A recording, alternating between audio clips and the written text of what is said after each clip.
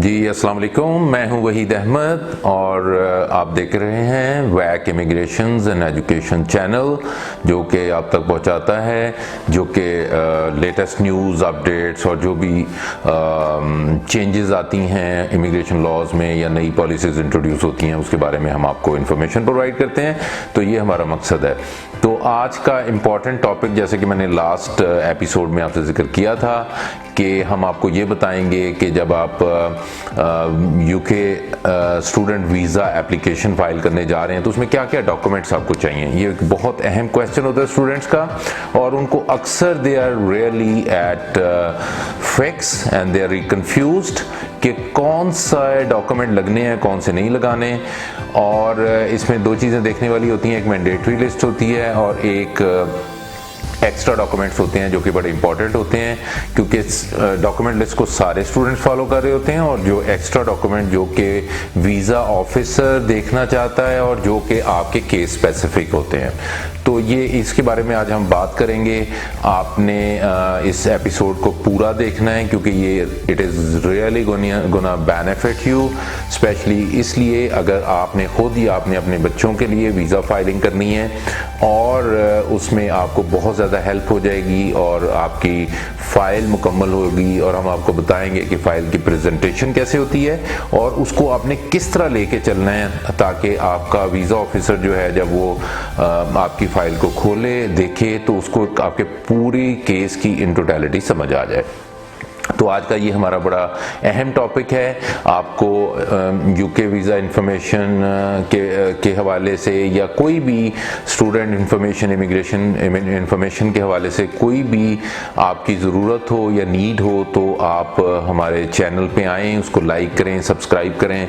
ये ऊपर बटन भी आ रहा है इसको सब्सक्राइब करने का, बल्कि आप अपने फ्रेंड्स के साथ भी शेयर करें ताकि वो इस इंफॉर्मेशन से फ़ायदा उठा सकें, क्योंकि ये फ्री इंफॉर्मेशन है, हम इसको कोई ज़ाहिर है चार्ज नहीं कर रहे ना हम करते हैं। तो ये for the overall benefit of the people है, तो इससे आप बेनिफिट उठाएं। और स्पेशली एक बात मैं और ऐड करना चाहूँगा यहाँ पे कि आप अगर कोई भी आपका स्पेसिफिक क्वेश्चन, देखें ये हम जो वीडियोस बना रहे हैं ये जेनेरिक हैं, अगर आपका कोई स्पेसिफिक क्वेश्चन है किसी भी हवाले से तो हमारे नंबर्स दिए आ रहे हैं ऊपर और इसमें मैं आपका जो है हमारा ईमेल एड्रेस भी आ रहा है, हमारा फेसबुक का लिंक भी आ रहा है, तो आप इस पर जाके हमें स्पेसिफिक क्वेश्चन पूछ भी सकते हैं।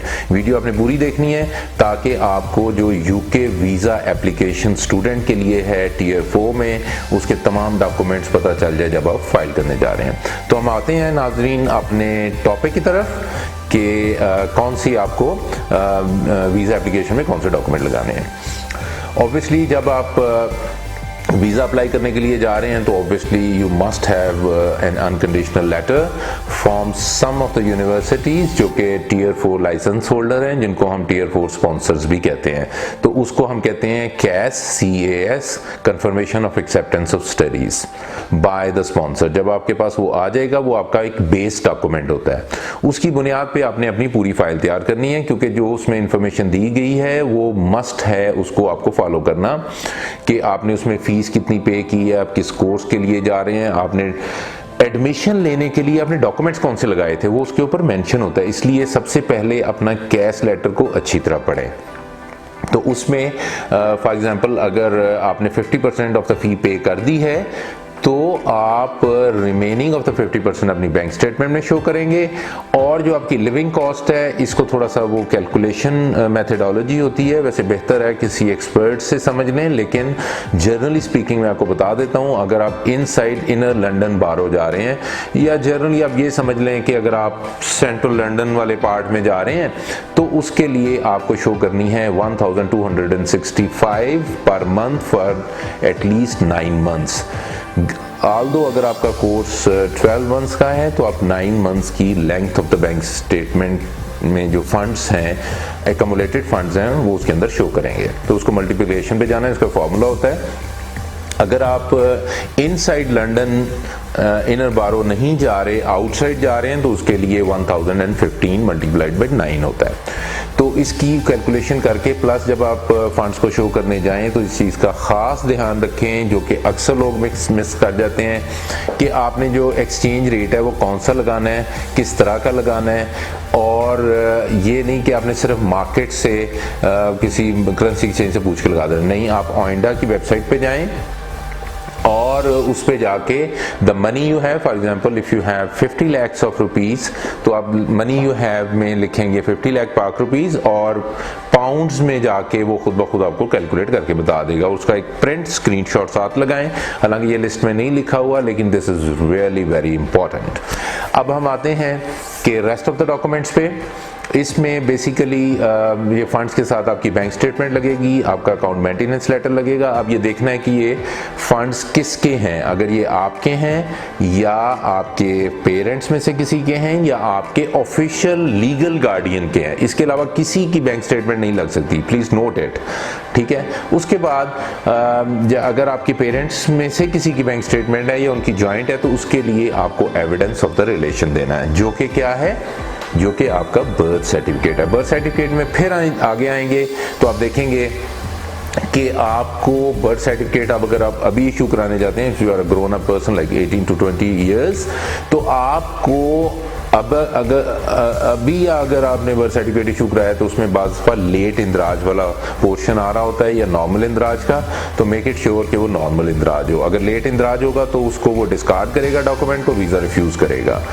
इसके अलावा आप हॉस्पिटल वाला बर्थ सर्टिफिकेट भी लगा सकते हैं क्योंकि वो उसी डेट का प्रोड्यूस्ड होता है। So this is a very important document. तो आपकी जो बैंक स्टेटमेंट है वो भी आ गई, आपका कैश लेटर भी आ गया, अकाउंट मेंटेनेंस लेटर आ गया। इसके बाद आपके जो डॉक्यूमेंट आपने मेंशन किए हैं कैश लेटर में, फॉर एग्जाम्पल मैट्रिक है, इंटर है, ओ लेवल है या ए लेवल है या इंटर वो आपका ग्रेजुएशन है, जो भी आपने डॉक्यूमेंट मेंशन किए हुए हैं वो मस्ट लगाएं। बाज़ पोर्टफोलियोज भी मेंशन होते हैं कैश लेटर में, सो इसको ध्यान से पढ़ें हर एक, क्योंकि एक केस स्पेसिफिक होते हैं, इसको देखना होता है कि कौन से डॉक्यूमेंट्स आपने प्रोवाइड किए हैं।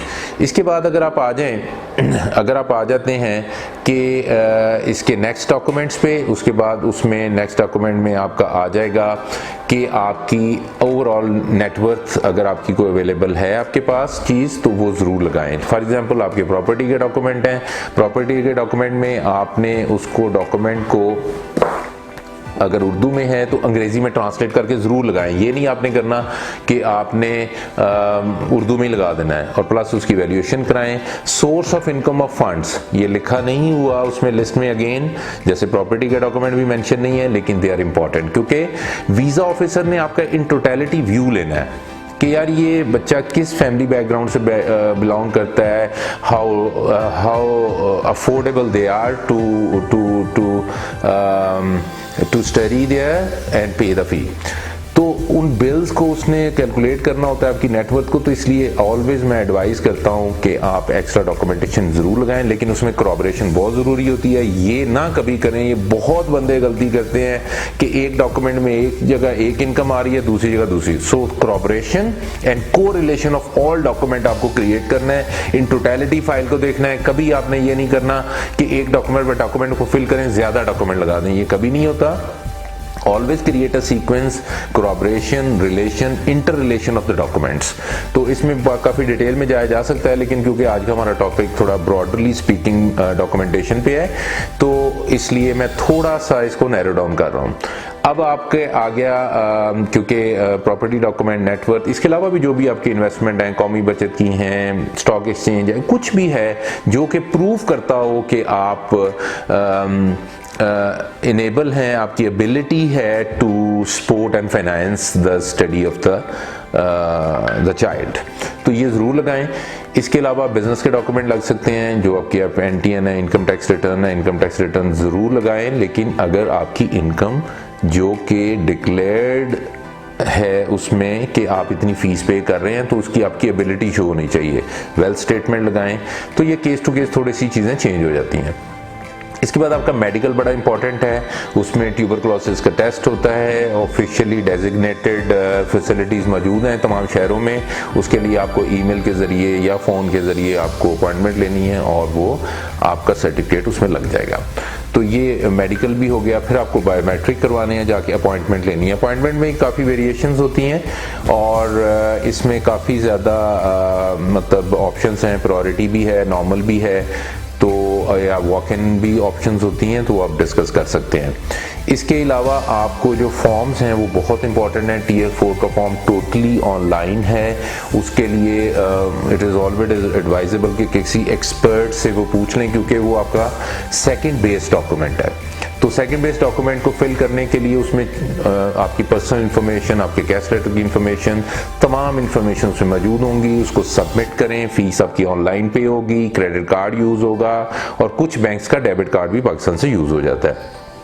तो इस बारे में जहां भी आपको कोई हिकअप नज़र आए, प्रॉब्लम नज़र आए, नंबर्स आ रहे हैं, आप हमसे मशवरा कर लें, पूछ लें, हम आपको फ्री ऑफ कॉस्ट बता देंगे। कोई इशू नहीं है, हमें ईमेल कर दें, try to get reach to us. ठीक है जी। तो ये लिस्ट हो गई। और इसके अलावा आपका पासपोर्ट है, वैलिड होना चाहिए। वैसे 6 महीने हैं, लेकिन कम से कम आप साल का रखें या कोशिश करें इससे भी ज़्यादा। पेजेस उसमें कुछ खाली होने चाहिए ताकि वो आपकी स्टैंपिंग वगैरह कर सकें।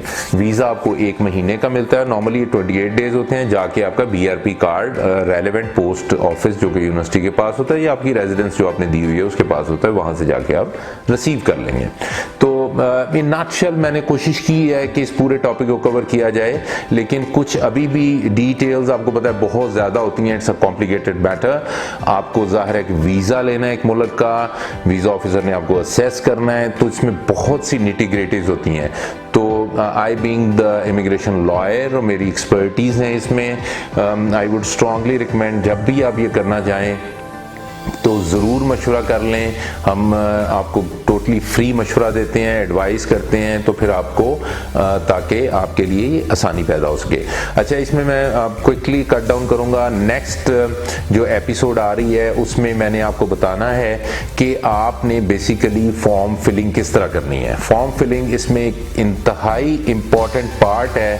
मैं आपको स्टेप बाय स्टेप फॉर्म्स का बताऊँगा कि आपके कौन कौन से पोर्शन आते हैं फॉर्म्स में और उनको आपने किस तरह लेके चलना है और किस तरह कवर करना है और किस तरह उनको डॉक्यूमेंट के साथ कोऑपरेट करना है जो आप साथ लगाने जा रहे हैं। तो देखते रहिए और सब्सक्राइब करते रहें और अपने फ्रेंड्स से शेयर करें। ऊपर नंबर्स भी आ रहे हैं, हमारा वेबसाइट का एड्रेस भी आ रहा है।